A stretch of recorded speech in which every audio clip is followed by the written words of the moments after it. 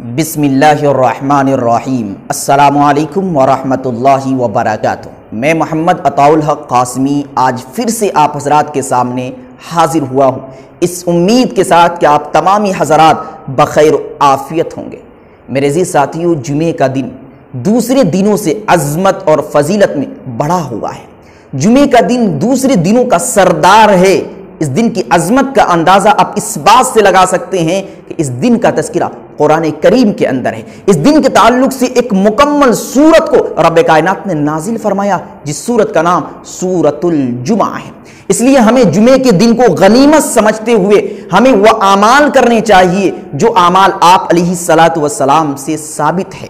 جمعے کے دن ہمیں وہ کام کرنے چاہیے جو آپ علیہ الصلاۃ والسلام کیا کرتے تھے۔ تو آج میں انہی معمولات نبوی کو آپ تک پہنچانے کی کوشش کر رہا ہوں، اس امید کے ساتھ کہ آپ حضرات کے علم میں جب وہ کام آ جائیں گے تو آپ بھی اس پر عمل ضرور کریں گے۔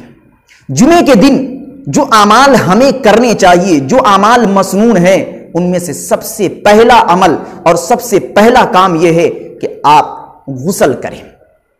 اور غسل اگر آپ پر واجب ہے، ضروری ہے، تو پھر اس صورت میں آپ کے لیے غسل کرنا تو بالکل ضروری ہے۔ لیکن آپ پر غسل واجب نہیں ہے تو پھر آپ اگر غسل کرتے ہیں اور اس امید اور اس نیت سے غسل کرتے ہیں کہ میں جمعے کی نماز کے لیے غسل کر رہا ہوں، تو پھر اس غسل پر آپ کو ثواب دیا جائے گا اور اسی غسل کو مسنون غسل کہا جائے گا۔ اور دوسرے نمبر پر جو عمل اور جو کام آتا ہے جو ہمیں جمعے کے دن کرنا چاہیے وہ ہے مسواک کرنا۔ مسواک تو ایسے عام حالات میں، عام دنوں میں بھی ہمیں کرنا چاہیے۔ مسواک کی بہت زیادہ فضیلت آئی ہوئی ہے۔ ان فضیلتوں میں سے سب سے بڑی فضیلت یہ ہے کہ جو شخص مسواک کا اہتمام کرتا ہے مرتے وقت اس کو کلمہ نصیب ہوتا ہے۔ تو ہمیں ہمیشہ مسواک کا اہتمام کرنا چاہیے، نہیں تو کم از کم جمعے کا دن مسواک کے لیے خاص کر لینا چاہیے، یعنی جمعے کے دن ہمیں مسواک کا اہتمام ضرور کرنا چاہیے۔ اور تیسرے نمبر پر جو عمل ہے جو جمعے کے دن کرنا چاہیے وہ ہے خوشبو لگانا۔ آپ علیہ الصلوۃ والسلام کو خوشبو بہت زیادہ پسند تھی۔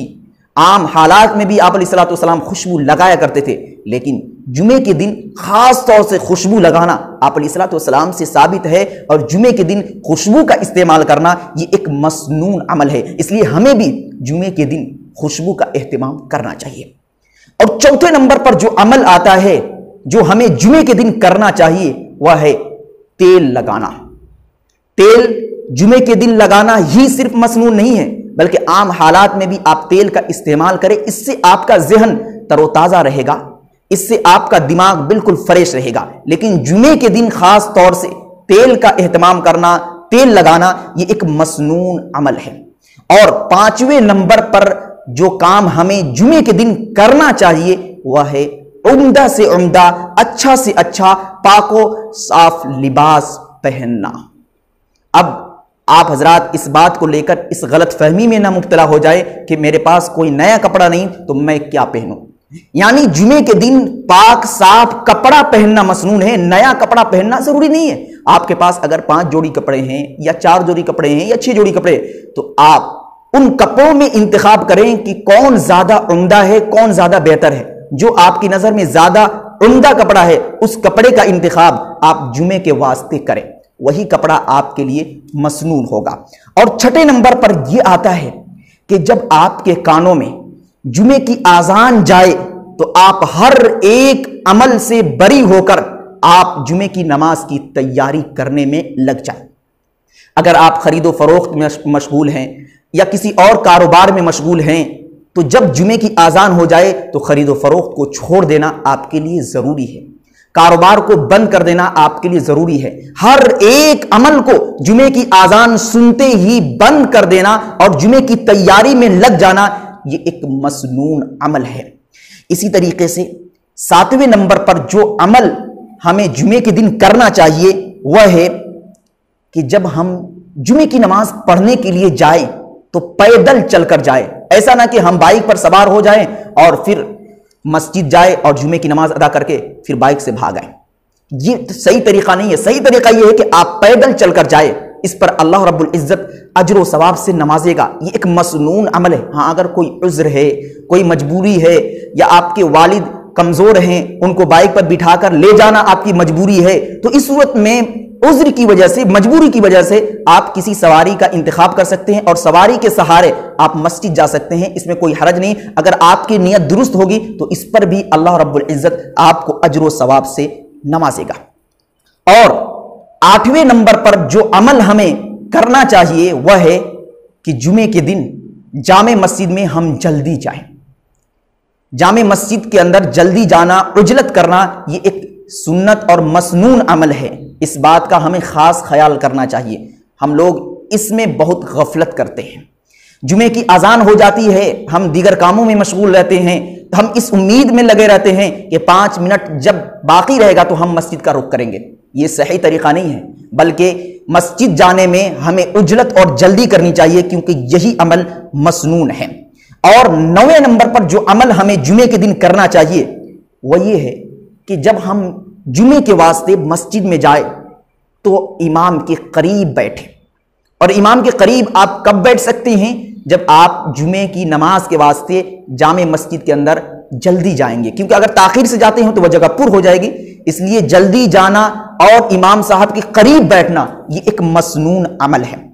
اور 10ویں نمبر پر جو عمل ہے وہ بہت ہی اہم ہے، اس میں لوگ بہت زیادہ غفلت کرتے ہیں۔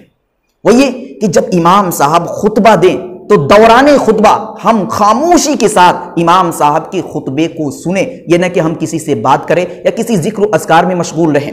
یہ بالکل صحیح اور درست نہیں ہے، بلکہ سنت اور مسنون عمل یہ ہے کہ امام صاحب جب خطبہ دے تو آپ غور سے، دھیان سے اس خطبے کو سنیں۔ اگر آپ کے کانوں تک امام صاحب کے خطبے کی آواز نہیں پہنچ رہی ہے، پھر بھی پوری توجہ سے آپ امام صاحب کو دیکھتے رہیں۔ علماء کرام لکھتے ہیں کہ اگر آپ کے ارد گرد میں کوئی بات بھی کر رہا ہے تو اس وقت آپ اس کو منع بھی نہ کریں، اسے تنبیہ نہ کریں۔ اس وقت آپ کے لیے حکم صرف اتنا ہی ہے کہ آپ امام صاحب کے خطبے کو غور سے، خاموشی کے ساتھ سنتے رہیں۔ اور 11ویں نمبر پر جو عمل ہے وہ یہ کہ ہمیں جمعے کے دن درود کی کثرت کرنی چاہیے۔ زیادہ سے زیادہ درود پاک کا اہتمام کرنا چاہیے۔ درود پاک میں آپ کسی بھی درود کا انتخاب کر سکتے ہیں، درود ابراہیمی یہ زیادہ بہتر ہے، نہیں تو کسی چھوٹی درود کا بھی اہتمام کر سکتے ہیں۔ اللہم صلی علی محمد النبی الامی وعلی آلہ وسلم تسلیما، یہ ایک چھوٹی سی درود ہے، اس کا بھی آپ اہتمام کر سکتے ہیں۔ ایسے تو عام حالات میں بھی ہمیں درود کا اہتمام کرنا چاہیے، لیکن جمعے کے دن خاص طور سے ہمیں درود کا اہتمام کرنا چاہیے۔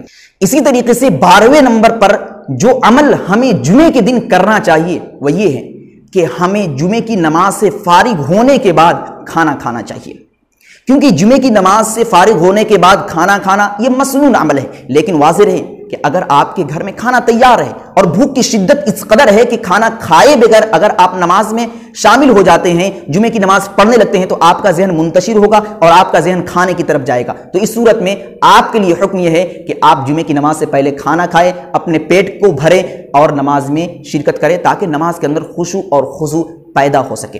اور 13ویں نمبر پر جو عمل آتا ہے وہ بہت ہی اہم ہے، اس عمل کا ہمیں خاص اہتمام کرنا چاہیے۔ وہ یہ ہے کہ جمعے کے دن ہمیں سورہ کہف کی تلاوت کا اہتمام کرنا چاہیے۔ اس کی بہت زیادہ فضیلت حدیث میں آئی ہوئی ہے۔ وہ یہ کہ جو شخص جمعے کے دن سورہ کہف کی تلاوت کرتا ہے تو اس جمعے سے لے کر آنے والے جمعے تک کسی طرح کی کوئی مصیبت اس پر نہیں آئے گی، کسی طرح کا کوئی فتنہ برپا نہیں ہوگا، وہ شخص ہر ایک فتنے سے محفوظ رہے گا، یہاں تک کہ دجال کے فتنے سے بھی وہ شخص محفوظ رہے گا۔ اس لیے جمعے کے دن ہمیں سورہ کہف کی تلاوت کا خاص اہتمام کرنا چاہیے۔ اور اخیر میں جو عمل ہے وہ اس سے کہیں زیادہ اہم ہے، وہ یہ کہ ہر ایک شخص اللہ کا محتاج ہے۔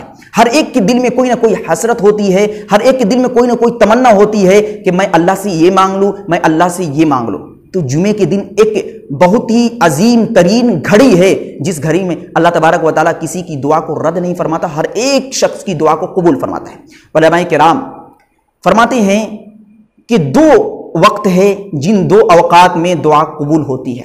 پہلا وقت جب امام صاحب خطبہ دیں اور خطبہ دے کر بیٹھ جائے، یعنی 2 خطبوں کے درمیان آپ اگر دعا کریں گے تو اللہ کی ذات سے قوی امید ہے کہ آپ کی دعا رد نہیں ہوگی، آپ کی دعا قبول ہو جائے گی۔ لیکن ہاں، اس صورت میں ہاتھ اٹھا کر دعا نہ مانگی جائے، بلکہ دل کے اندر آپ دعا کر لیں۔ اللہ رب العزت آپ کی دل کی باتوں کو، دل کی حسرتوں اور دل کی تمناؤں اور آرزوؤں سے اچھی طریقے سے واقف ہے، تو آپ دل کے اندر ہی دعا کریں۔ اللہ کی ذات سے قوی امید ہے کہ آپ کی دعا قبول ہوگی۔ اور دوسرا وقت وہ یہ ہے کہ جب سورج غروب ہونے لگے اس وقت آپ دعا کریں۔